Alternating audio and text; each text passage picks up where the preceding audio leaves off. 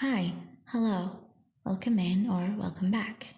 I just want to say that the first 4 or 5 chapters of the web novel I am going to be plotting throughout this video are already out, depending on when you're watching, of course. You can find the link to them down in the description if you'd like to read them before watching, because there are going to be a lot of spoilers here. I mean, it makes sense. This is the plotting of the web novel itself. Anyways, this video is kind of long, so I split it into multiple sections in case you want to skip directly to the part you're most interested in. But of course, I would greatly appreciate it if you watched all of it. Before anything, I have 2 points that I believe are, at the very least, worth mentioning.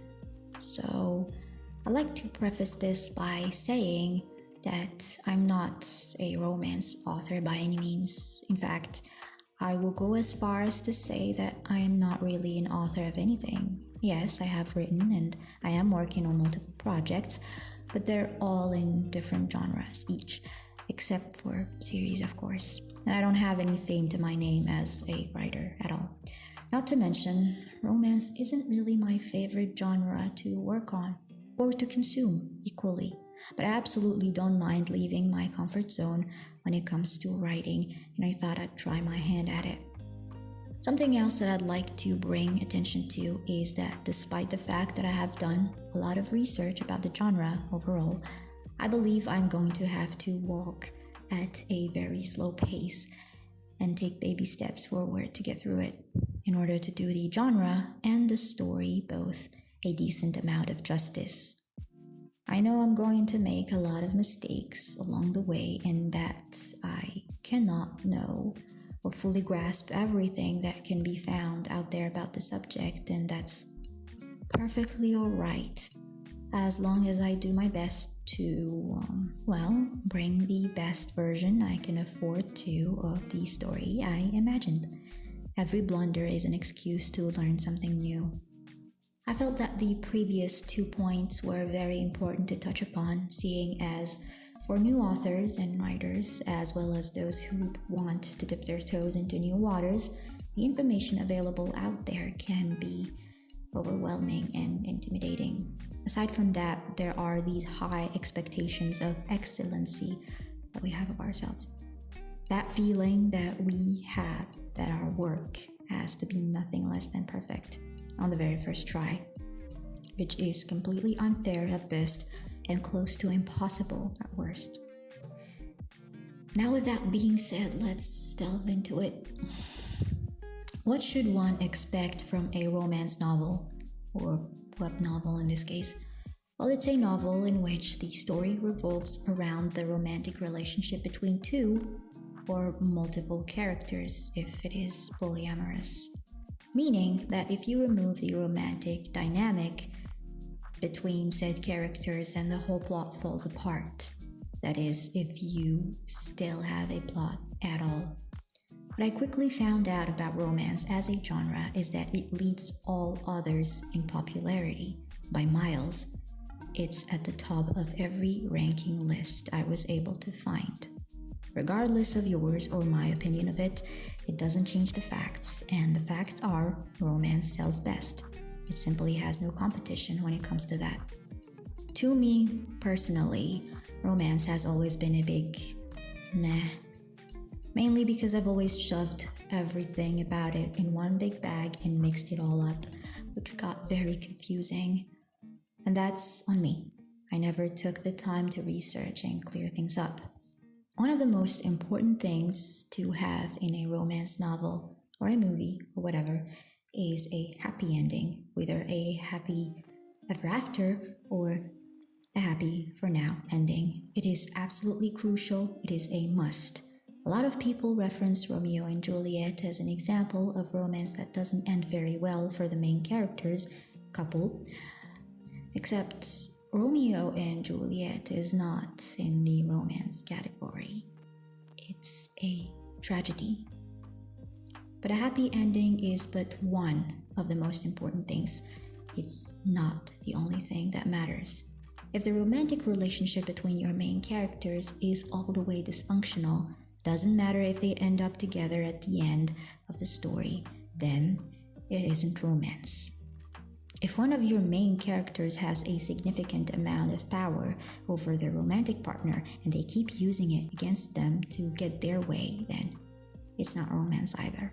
No matter how subtle it is. It's dramatic, dysfunctional, not romantic. Basically, you have to make sure to work towards a healthy relationship in the end, at least. Alrighty, here we are. Now is when I get to start the planning, plotting, and scheming of my own book. For that, I will use good old or not so old Google Docs. I don't know, I just find it really easy to use and navigate. You can see the skeleton of the document. It starts with the general informations, moves on to the characters list, and right underneath I put the characters charts or sheets, followed by the timeline of the story and plot outside of the romance itself. But then of course we have the timeline and the plotting of the romantic relationship. The last thing here is the chapters plotting. Let's start with the general information. First things first, the title. Honestly, as of now, I have yet to find a suitable title for the whole thing, so I'll leave it blank for the time being. On to my next point, and it's about the subgenre of this work. As you see, the genre this web novel falls under is paranormal romance. But let's talk about these subgenres in romance and see why paranormal romance and not something else, like say fantasy romance. From what I saw, multiple sources have multiple different subgenres. Just as an example, here is a list of subgenres from their Read See blog, and then here is the one from Book Riot. You can see they have some similarities and some differences.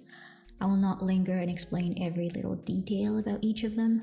I will only focus on the ones I am most interested in, as well as the ones I feel I need to talk about. I'll start with historical and contemporary romance. I combine these two because they're both set in our reality. No magic, no fantasy, no science fiction, none of that.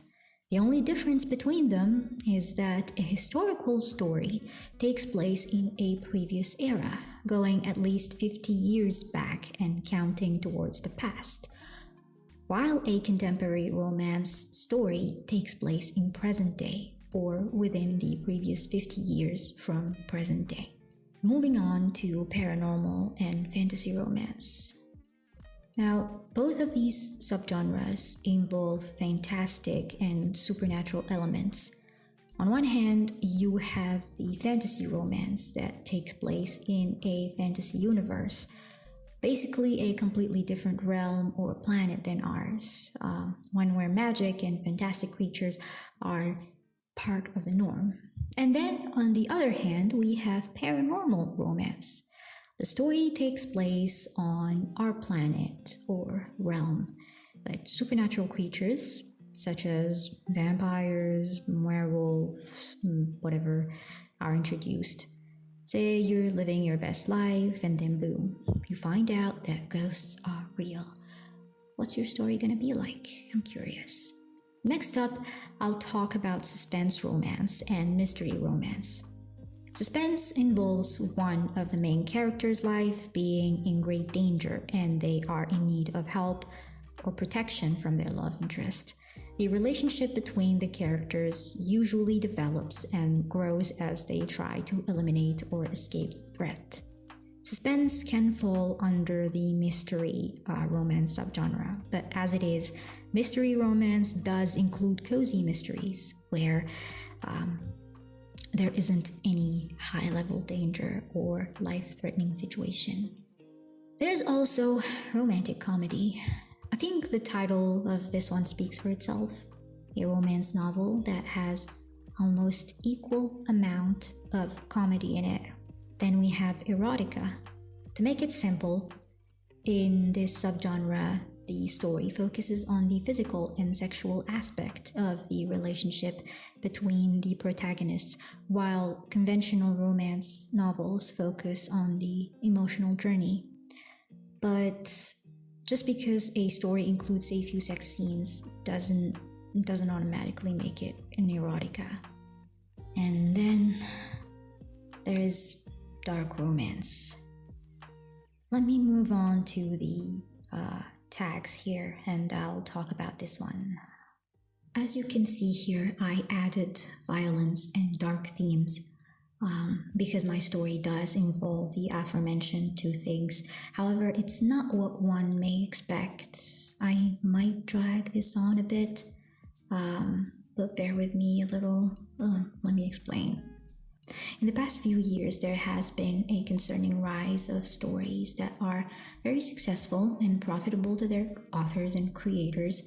Stories that showcase the main characters being thrown into very toxic, abusive relationships without any prospect of properly developing them and allowing them to grow and work on their issues or redeem themselves. No, as long as they end up in each other's arms at the end, then they label it romance. Dark romance. Even when that's not what dark romance is. I think what grinds my gears the most about this is that the majority of them seem to be directed towards new adults and teens. Because dark romance is a subgenre of romance that averts away from a conventional romantic story, or that includes dark themes such as kidnapping, murder, and other heavy topics. But not all relationship-focused stories that have these themes are dark romance. Upon searching the subgenre, I stumbled upon interesting choices. For example, the book that I added to my list, The Butcher and the Blackbird. The story follows the development of a relationship between two equally deranged people. Both protagonists are murderers. They have it as common ground. They are on equal footing. Now, I don't mind this kind of dark romance because it isn't disguised as something else. It simply explores a non-conventional relationship. The protagonists are both the heroes and the villains of their own story, equally bad and equally complicit. No matter the age group, the majority of people aren't calculative murderers, and the story doesn't pander to them or romanticize toxic behavior to them in a way that can influence them to think it's normal behavior. Now, let me give you a different example. Let's say a character breaks into the home of their love interest. They assault them in different ways. Love interest says they don't like it, but it doesn't stop the characters from doing what they want to do to them repeatedly and throughout days or long periods of times. And then gradually the love interest starts liking being assaulted and starts developing feelings towards their abuser. Oh, did I forget to mention, the abuser is physically attractive, so it makes the abuse okay. And at the end of the story, they're happy together. Yeah, that's not dark romance, that's just dark, that's a tragedy. Because the feelings the love interest develops for their abuser is just the result of Stockholm Syndrome. I can call it love until the cows come home, but it isn't and never will be. Now, if your book broaches various kinks or fetishes, then it's a different story. You need to establish that the love interest enjoys being treated a certain way, and furthermore, you have to establish that both protagonists were aware of that fact. And even then, if you want to discuss a specific kink, you have to do an extensive amount of research.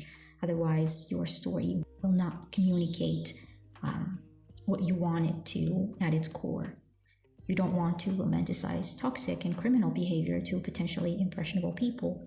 Better be informed about the topic you're broaching in order to do it justice. You don't want to rob your readers from the knowledge that these kinks, these types of interactions or attractions and actions between the characters are not to everyone's liking.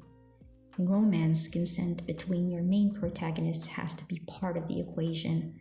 The love interest has to be aware of kinks and consent to them. In some stories that I found in the dark romance genre, however, all they say is that if you're forced to do something you don't like for long enough, then you might end up liking it.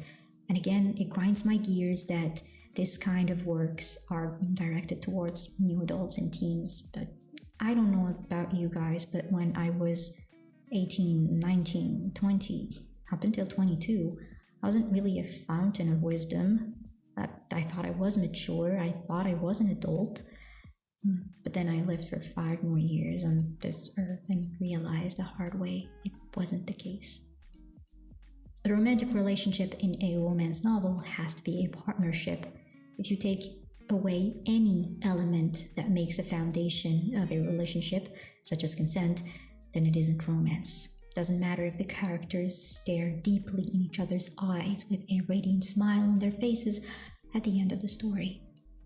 And if you're going to go the kidnapping and forced actions route without it being a kink or something of the sort, then you have to seriously think about redeeming your character throughout the story. And it's not easy, because how many of us are willing to forgive our abusers once we realize what they put us through, let alone get into a relationship with them after that? Again, all of this goes for every other subgenre in romance as well. If your conflict is internal and you don't seriously work on it, then by the end of it, then you don't have a romantic relationship. With this, I think I'm done with the subgenres. I'd like to move on to tropes in romance novels. A trope can either be a reoccurring theme, a plot device, or a character archetype. Every genre in fiction has its own tropes. Some tropes are more popular than others, but today, of course, I'll just focus on the romance tropes. I was able to find multiple lists of tropes. Here is one of them from the website Brewing Writer. I'm not going to dive into details about every one of them, but it is worthy to note that one novel can include multiple tropes as long as they're not contradicting. Let's take these two, for example. Your protagonists can either be enemies or friends at the beginning of the stories. They can be frenemies, but then it doesn't fit under any of these two tropes, not perfectly at least. The characters can either instantly fall in love with each other, or it can be a slow burn. You can't exactly have both. But you can definitely have a slow burn relationship and an enemies to lovers, because a slow burn means that the relationship between your characters will take a certain time to build and grow, and if two enemies are going to fall in love with each other, it has to be the least bit believable. Time is needed, and slow burn is all about time. I don't need to go over what I talked about before in the dark romance chapter. The relationship has to be a partnership. If you have two enemies that hurt each other at the beginning of a story, then they have to seriously work on it in order to even begin thinking about being in a relationship with each other. Otherwise, it isn't romance. For this web novel, the tropes I am going for are slow burn and destined to be together. But of course, it's not something that is apparent at the beginning of the story. It's something they have to figure out throughout everything they're put through. Moving on to steam levels. According to what I found, there are 4 common steam levels in romance. G-rated, or clean romance. I think this one is clear. It doesn't include any suggestive scenes or sexual activity depicted. It's family friendly. Moderate level romance. This one, I believe, may feature some sexual, physical contact between the protagonists, some kissing, but nothing graphic. Sensual, steamy romance. This one does include and depicts sex scenes, but they are not as graphic as in an erotica. And then we have erotic romances or eroticas. As I said before, unlike a regular romance story, in erotica, the relationship focuses on the sexual journey between the characters. It can be extremely graphic and it can explore unconventional themes. My book is a web novel.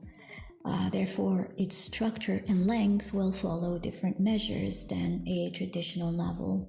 Web novels should follow the norms of the platform it is published on, because let's be honest, the goal from publishing a novel where anyone can see it is mainly to get eyes on it, for people to pick it up and read it, to consume it.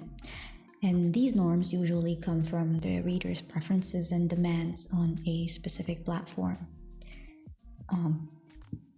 In my case, for example, I will publish this story on the platform web novel, and on there, the readers tend to gravitate towards longer stories and shorter chapters.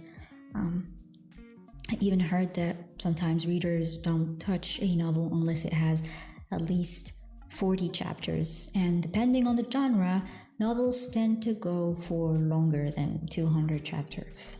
However, these chapters aren't traditional novel size, of course.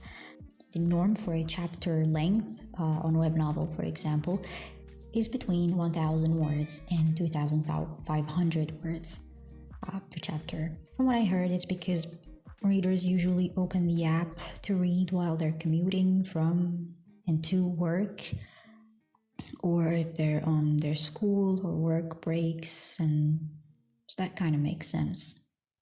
And there is going to be a major plot and then smaller plot lines to follow in order to get there eventually. I think I'll split them into multiple volumes with distinct themes to them. For this story, I have decided to go with a first-person point of view, where the narration is done by the female protagonist in present tense. So the readers will follow the story through her eyes and hear her thought process and emotions as things unfold before her eyes. I must admit, I picked first-person point of view because I believe it is the hardest for me to write, and I know I can't learn unless I just start writing stories in first-person point of view. I have to be willing to make mistakes, knowing full well that I may never learn to do it perfectly. But I also know for sure that if I don't make mistakes, I can't really learn. And this book is a great opportunity to do so. Now, for the blurb, I put this together for now, but I think I will bring some changes to it later. I don't want to say much about it now, because I think that writing blurbs has a process of its own and needs its due time. I think I might make a separate video on this later on, just like I will for my book cover making process. Alright, let's now move on to the characters list. The list isn't complete, of course. These are just the names of characters encountered within the first 30 or 40 chapters. I decided to sort the characters in this story based on their relevancy. Here we have the main characters divided into antagonists, protagonists, the ones that are going to be at the front and center of the story. Now, since this is mainly a romance novel, the primary focus will fall on the main couple, Rosemary and Nathaniel. But the plot will completely fall apart without Isabel, Rosemary's best friend. For example, she kicks things into motion without even having the knowledge of doing so. It is important to remember that while the romantic relationship is at the center of everything, eventually, it still cannot work without other relationships our protagonists have to work on. Right underneath is where I put the support and hindrance. They help steer the story in a specific direction, either through their actions or their connection to the main characters and the impact they have on them. Adeline Whitemane, for example, doesn't really do much throughout the story. She has her own life, but she becomes more relevant because of her direct connection to Nathaniel. She is still concerned about what happens to him and her entire family, which prompts her to step in at a certain point of the story. As for Hindrance, same thing, except they're not there to support the protagonists, they're there to hinder them. They're not as reoccurring and present as the antagonists, but they sure have an important part to play. And finally, here we have the secondary characters. They're mainly there to give more life to the town of Grimesbrook, to make it look like it is actually inhabited, that it has life. They might interact with the plot, but they're not as close to it as the support characters are. I didn't give much details when it comes to their roles, but it's enough for me to keep track of things. At the end of the day, the plotting that I'm doing here is for my sake, in order not to get lost or confused along the way, especially considering this is going to be a long story. After the list come the charts, where I put detailed information about my characters, and this is crucial for plotting because your plot isn't driven by air, it's driven by your characters. And in order for them to feel real, their development throughout the story has to be organic and natural. It shouldn't feel forced or out of character. Their personalities should be reflected in their words and actions. It has to be consistent, and when they're not, when they are acting out of character, it should mean that something is up. Something has happened that caused their behavior to shift and change a certain way. So far, I have only completed Rosemary's and Nathaniel's charts for obvious reasons. I made these images in Artbreeder. It's not exactly what I had in mind, but it's close. I don't want to type in every irrelevant physical feature they have, except what's relevant to the story, of course. Like here, for example, where I mentioned Nathaniel's birthmarks. It's because they'll come back more than once throughout the story. Let's put their charts side by side and see what they're all about.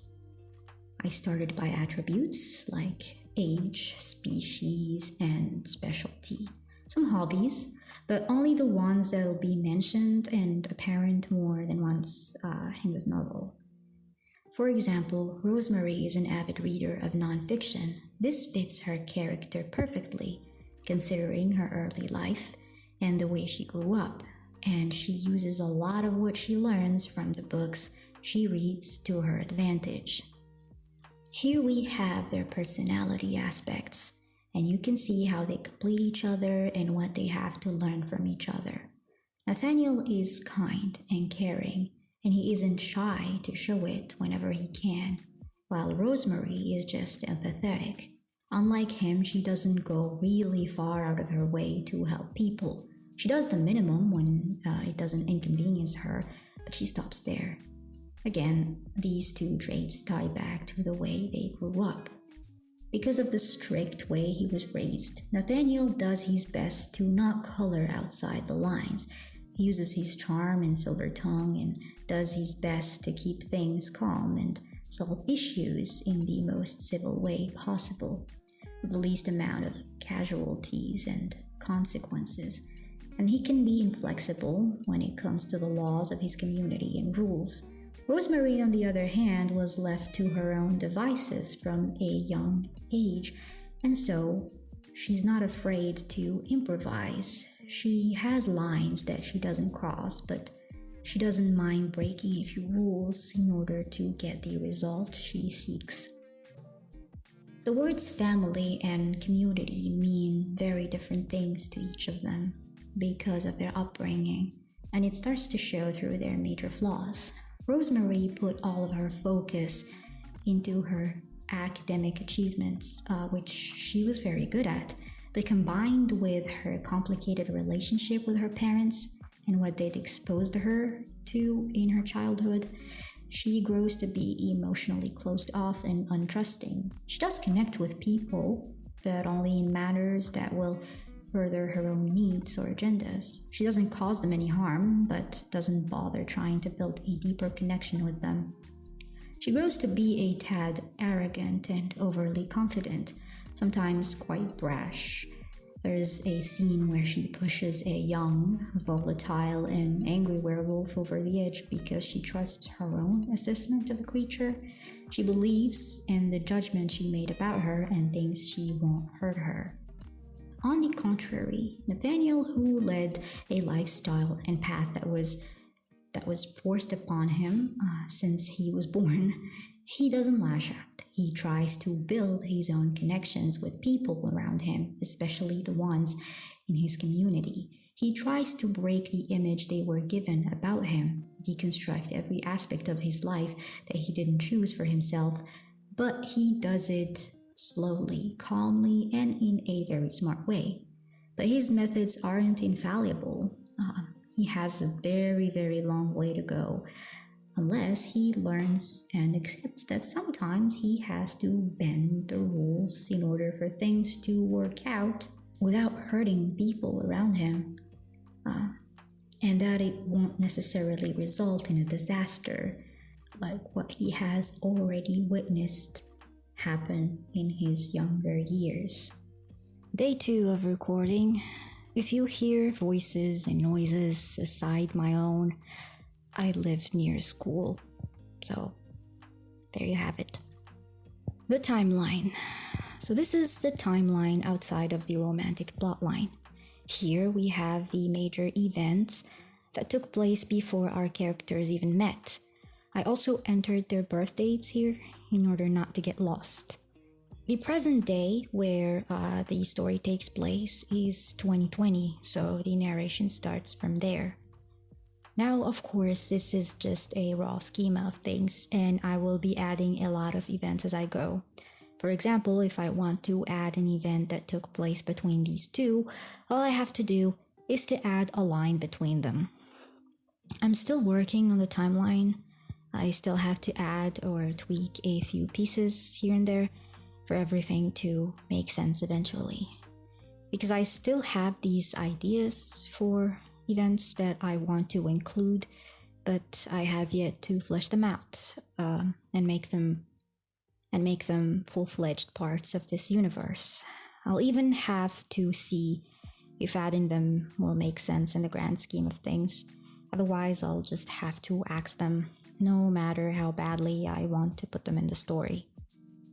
Making a timeline like this is also a great way to keep up with all of the plot lines and storylines that I open throughout the story and keep track of them, to see when and where I can tie up all of the loose ends I left. So whenever something causes the story to shift in a certain way, I'll just add it here. Typically in a romance novel, the development of the romantic relationship between the main couple goes through 4 phases. The meet cute, where they meet each other for the first time, or see each other for the first time after a long time, depending on what trope you're writing. This part generally is the shortest of all phases. Then the falling in love phase, where the characters get to know each other more and spend more time together and all of that. The third phase is the retreat from love, where the characters believe that they should stay away from each other in order not to get hurt or hurt each other. The fourth phase is the resolution, or where the fight for love occurs, where the characters realize they can't be without each other and they have to fight in order to be together. Now, because I'm working on a web novel, which is quite long, I am going to have to be crafty with the pacing here in order for things to fit in place. Let me start with the meet cute.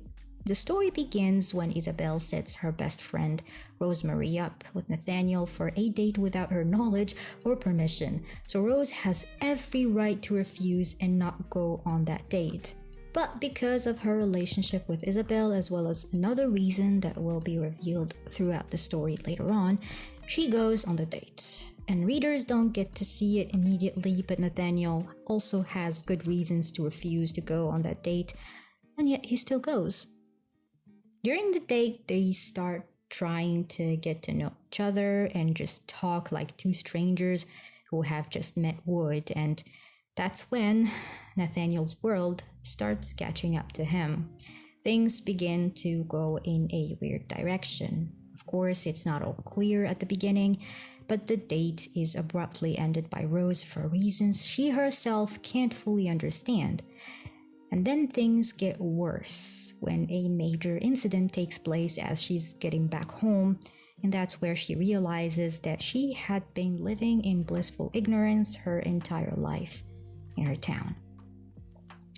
This is where the meet cute ends. I tried to hit the beats I needed to hit with this meet cute, but well, hopefully it just doesn't turn out crap.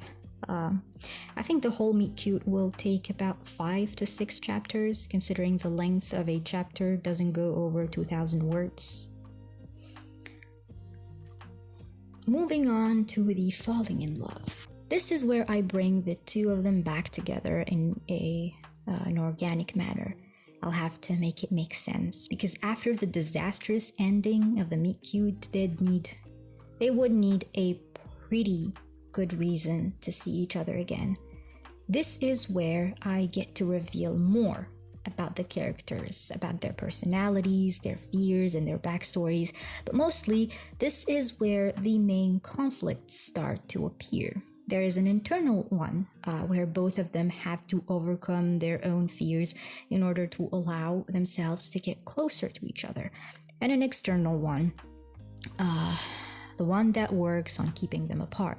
This is where they start developing an attachment beyond the reasons they thought they wanted to be in each other's company for. Now, the third phase is where they chicken out of it and find excuses not to be with each other, and so they both pull away from one another. This is where both will try to get shit done on their own, while the secondary mystery keeps building up in the background until shit hits the fan, but mostly for Rose. She is the first one that has to face her fears head on. She understands that if she doesn't change her ways, she won't succeed to save the only good thing she's ever had in her life. And so she caves, and for the first time in her life, she actually has to ask for proper help from someone, and not just someone that she can use on the way, but someone she'll actually have to trust. And that someone will be none other than Nathaniel. Now, because Nathaniel has more shackles around his ankles that pull him down despite him wanting to rise above, he has a longer way to go. His conflict isn't just internal. He tried to before, and it ended in a disaster. So he believes that there is only one way to go about it, the one where he only plays by the rules of their community. He worked years in order to build a specific reputation around his peers and family without ever letting his true intentions out. He worked for years to embody the perfect image of what was expected of him from his entourage. Sure, he did build deeper connections than Rose did with people around her, but in the end, he too lacks trust in them, simply in a different way than Rose does. This is where Rose comes into play. She pretty much led an opposite life to his, and so she's able to see things under different lights. She's well used to improvising in order to get a certain result, and not just one that will only satisfy her, but people around her as well. And thus, through a lot of suffering and discoveries that they made along the way, this is where Phase 4 begins, the phase of the fight. They're both aware that they need each other and that they need to fight in order to achieve their heart's desire, but the external conflict still remains.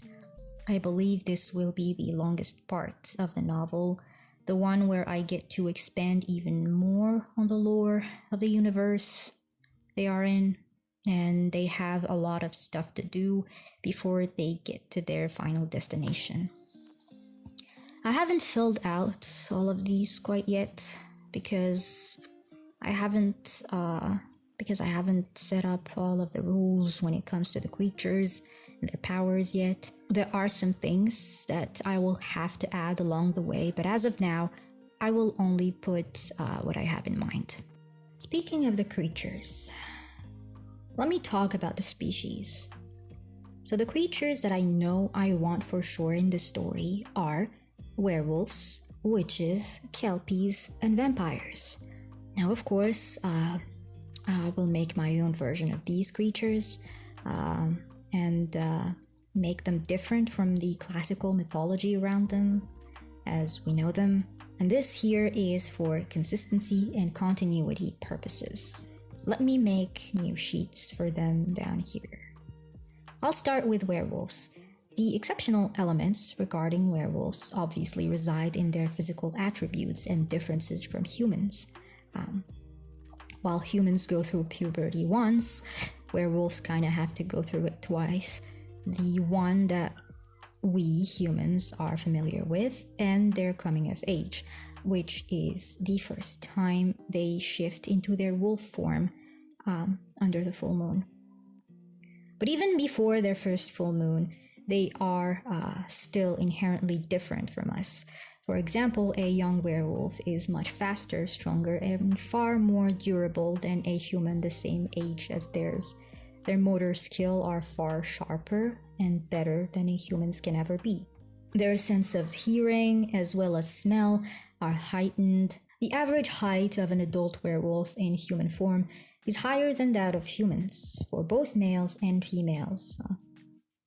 I'll complete this part as I go. Now for the process of shifting. This is where I detail what happens at the beginning, during, and at the end of their shifting into wolf form, or vice versa. For example, the first thing that happens is a change in eye color towards an emerald green. Then the first indication of their nature, where their fur starts showing up on their skin, their claws and fangs slowly come out, and then the most painful part. Their bones start breaking and reshaping themselves in order to fit their new shape, that of a wolf. You get the point of these charts. This is how I'll keep track of things.